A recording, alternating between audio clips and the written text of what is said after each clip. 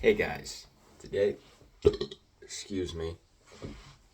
Today I'm going to be reviewing the VR game Elementals Divided. I've only been playing for 2 days, so this is first impressions really. But I like the game. Very fun. I play Earthbender because that's awesome. I've always wanted to Earthbend, like when I was little watching Avatar. So it does that very well. It's really good at the Earthbending stuff. And I've played all the elements. Earthbending's my favorite, but all of them are really fun to play, except fire. I don't like fire. I think it's a very boring class. All the other ones are fun. No offense if you play fire, but all the classes are good. You can win with whatever class. There's a very high skill ceiling, I will say, but that's expected in almost all games. Um, but it's very nice, very awesome game. The graphics aren't well, actually, the graphics aren't all that, but the elemental graphics, like the elements when you summon them, they look really good. Everything else, it's like made in Unity, but probably because it is. I think it is. But yeah, I don't really care about graphics, so the graphics are not going into the rating of this game. I don't really care about those, but gameplay wise, and there's a lot of skins, like so many. And progression, there's so many levels to this game and so much stuff to unlock. And with the high skill ceiling, you're always doing something, where it's learning how to do a special move, or how to combo people, or how to get, or trying to get a new ability. And there's four different elements you unlock, and there's even titles, I think. Some kid was talking about how he only needs to get this, he needs to level up this this element to 100, and he gets sensei, something about that. But there is one problem: the community. Um, I want the It's a kids game, so there's mostly kids, and I'm completely fine with that. I am 15, so I don't mind playing with kids. Whoa, not like that. I don't mind playing with younger kids or kids my age. But the problem is, there are like 30-year-old men on the game, and they are very annoying to play with because these guys are like basement dwelling Reddit moderator people. And in one of my first games, I hop in and there's this another Earthbender. He's also new, so me and him, since we're the same skill level, we're just going at it, throwing stuff. And this like 30-year-old dude appears behind me. He's like, can you hurry up? You guys both suck. Kill each other already. I'm like, what? So I ignored him, kept playing, and he's like, "Oh my god, what is this Earthbender doing?"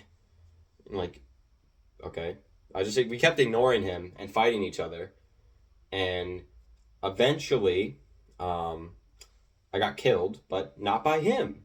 The other Earthbender, the 30-year-old dude was also Earthbender, threw a spike, like a Earth spike, in my back and killed me. And I was like, "Really?" Um, but yeah, I died from that. And then I was like, "Are you kidding me?" And then he one tapped the other dude with a spike. I was like, "What the heck?" And then I respawned, and I was like, "If this guy's gonna third party me and like keep saying stuff in my ear, let's do something." In this community, I've learned third partying is like the most rage baitable thing. I don't do it unless someone does it to me. So since this guy did it to me, I'm like, "Know what?" I decided. So there's this ability where you can raise yourself in the air with a wall, and then you can slam down. So I would do that. I would wait for him to get into a fight. Then I'd come behind him, jump up, slam down, and he'd be like, "Oh, what is this airbender doing?" Ah! And start getting mad.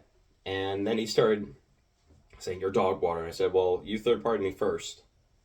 And this guy had like the most aggravating voice ever. Like, imagine the like nerd emoji voice with but nonchalant. Like, I don't think I can even do an impression of that, but it was the nerd emoji voice but nonchalant. And it just pissed me off so much. I was just like, this guy is going to keep trash talking me the whole time. And then, but I was kind of laughing because, I was third partying him, and now he's getting mad when he did it to me. So I kept slamming, doing the slam thing over and over. And then eventually, I was just like, I've had my fun. I'm going to leave. Um, but yeah, Um, this isn't like the first time this has happened. This is the first time it's happened to me personally. I joined another game and there's like a 30-year-old dude going, "Oh my god, this waterbender's so bad." And it's a literal 4-year-old. He can't comprehend the max combos of throwing a dude into the air and hitting him with 20 little splashes of water. He can't comprehend that. The guy's like 4, and this 30-year-old dude's just going, oh, trash talking and making the kid cry because he's 4 years old. It's like, come on. But the community is filled with like this is the first time it's happened to me where these 30-year-old guys come up to you and just say that all this that just be mean to little kids. But I have seen this happen in so many games. I've played at least like 20 games, and I'd say in at least 12 of those, there's like a 30-year-old person just going off on some little kid for no reason. But there are also good parts about the community. Some of the 30-year-olds, not that bad. They give you help and advice. I was cooking up in this team match. It was me and a waterbender against an earthbender. His other teammate either died or disconnected. I don't remember. So it was a 2v1, and we're going at him. And we lost because this guy's cracked. He's just flying in the air, throwing wind blades everywhere. But we lost. And this 30-year-old player, this older player, she says, hey, you guys are new. You're doing a pretty good job. And she like taught us some techs and stuff. So that was nice of her. So the community isn't all bad. It's just, in my experience, most of the games I hop into, there's like 30-year-old men or women going off on some random kid because they don't know how to do the squibbly dot gibble ceiling combo. So that's really all I have to say about the game.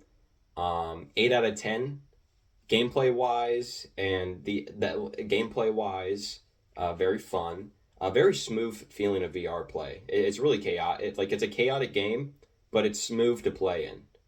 If you know what I mean, it's comfortable. It doesn't make you feel dizzy. Some games make me feel dizzy. This one doesn't. I like it. But 8 out of 10. Definitely play it. It's also $10. $10 for this amazing game. And you can... $10 for a game like this is insane. It's a changer. It's a changer in the ways of VR gaming. Because this is like the first VR game with like VR that I've played with like VR combos and stuff.